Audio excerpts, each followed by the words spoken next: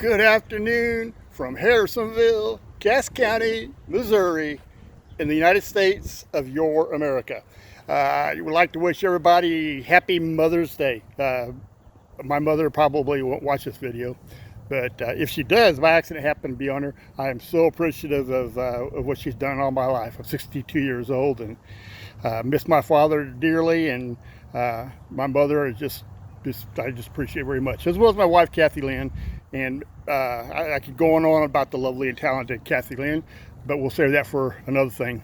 When I try to explain why it is she actually married me, well, that'll be a real long one there. But also my daughter, Tanya, and my granddaughter, Ashley. So to you guys in particular, happy Mother's Day. To everybody else, happy Mother's Day.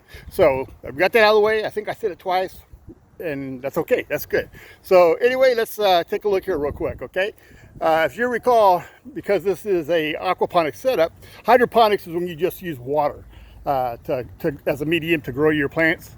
When you insert to the system any type of aquatic animal, like in this case fish, then it becomes aquaponics. So we've got a few fish, and if you guys recall, this is where it all starts. We have a fish tank here, got the bug catcher, the bugs zap, they fall in, fish eat them, everything is just cool about this setup. Okay, I don't know if you can see the fish or not. They're usually pretty boring. We went up to my church and caught them out of our pond. Tried to get some little bitty ones like this. We caught a few bluegill, we caught a few perch, and a couple of bass are in there, and there may be a catfish, I don't know for sure. But anyway, as I told you before, we feed them, and then they poop, and then they pee, and it's taken by that pump right there up to here, to this vat right here. And you can see the water coming in. Look how clean that water is when it comes back. The water may look dirty right now, but it's actually pretty clear. But look how clean it is when it comes back. And anyway, it comes up this vat where the serious impediments are rotated down to the bottom, and really with those fish, there's not any big impediments, but it's there anyway just in case. And if you recall, gravity feeds it, gravity takes the water down to the plant. Of course, we'll take a look at them. And I think you guys are going to really be impressed, because I still am. To our screen door. And you'll check it out. There we go. That's all seems to be working. But let's kind of go over things again real quick for those who've not seen this before. Here's the water. Again, it's fed by gravity. It comes down through here. And it feeds, first of all, to these three half barrels right here. And then this is sent right straight back. So water comes in here, it circulates through here, and goes back in. And meanwhile, the rest of the water comes over to here. It goes into this raft right here, which we are still looking at trying to figure out for sure what we might be doing. We're looking at experimenting and doing a couple things. We haven't decided yet, so that's why we have this foam rubber over there.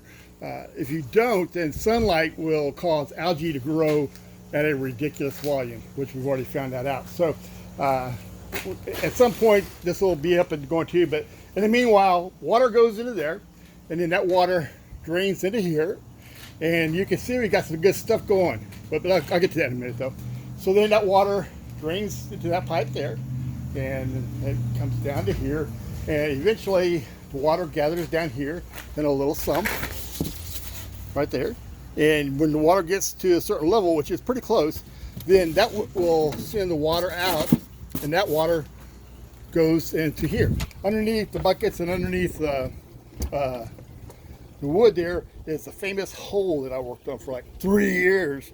And there's a pump in there. So all the water goes into there, and it gathers down there. I've got a plastic barrel down there, and it gathers in there, and then the pump brings it back up, and it goes into there. So it starts out as dirty fish water, and by the time it comes out, it's scrubbed and clean, going through all these different things, and it comes out tremendously clear. You can drink it. I have drank it, and it's all right.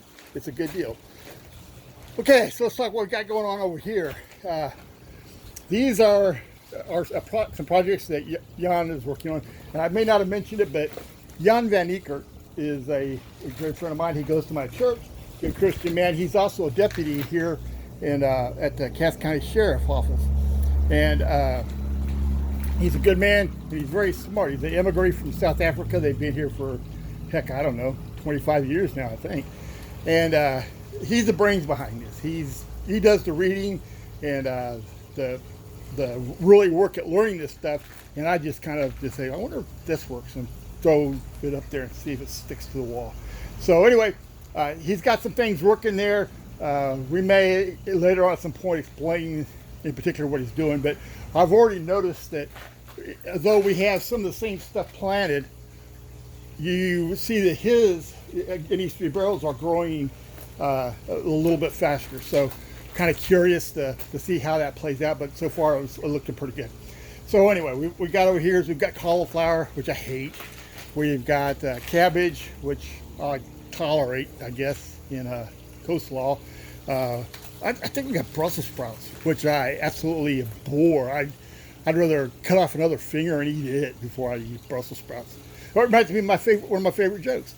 What's the difference between Brussels sprouts and boogers? Tough one. The answer is kids won't eat Brussels sprouts, and I won't either. They're horrible. But somewhere in here they're being planted. There's some red cabbage right there. Back in the back we've got like a couple stalks of rhubarb. This thing, I do not know what that is, but it's looking good. And there's 2 or 3 of them back over here. I don't know what they are. Either I forgot or Jan planted them and didn't tell me what they were. Over here is another raft, just like this one here. And you can see some of the algae. That's what builds when you have exposure to sunlight. So I still have to fix that. Okay, from left to right, I'll see if I can identify any of this. We got your Swiss chard over here, which is okay. I think it's kind of bitter, but you know what we've been doing is we just come in and take off a piece and eat it. This is head lettuce. It's doing real good. I don't know. Yep, that's Swiss chard right there. This is red romaine, and it's real good for being a vegetable. And I think that's spinach right there. I don't know. And then here's one of the plants I actually do like is celery. And as you can see, it's doing pretty well. I was absolutely positive that it wouldn't work, that it wouldn't grow, but by golly, it is. So that's pretty cool. This here, I don't know, some kind of vegetable. I'm sure I don't like it either. Again, I'm really baffled as to what is here. Jan must have snuck in and done this. And then there's some more of the stuff we have over here. And then over here, more of these other things. The front row is stuff I won't eat. And in the back is tomatoes, which I also won't eat. So pretty much everything in here is not edible for me. But that's not why we grow it. I grow it for other people to eat. Plus, it's still, like I said, it's a learning lab for me. I just experiment and play around. Okay, you can see the tomatoes are doing pretty good. Everything is doing really good. I mean, I'm serious as a heart attack. This is awesome. We planted, I didn't get anything planted until, what, over here. Okay.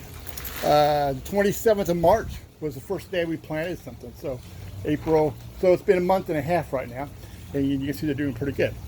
You guys probably see those strings hanging from holding up the tomatoes. I'll give you a little brief look at them. What we have is a wire that runs the length of the greenhouse, as you can see. And then you've got these little pulley roller things attached to them. And as you come down, you can see that I've clipped taken the wire, put it inside the clip, and then clip the tomato. What this does is it keeps the tomato going straight. And theoretically, let's say it gets up to that high. I can just grab this and slide it over, and the plant will still keep on growing up, and then end it over. My goal is to make a 10-foot tomato plant. We got started real late, so I don't know that we'll get it done this year.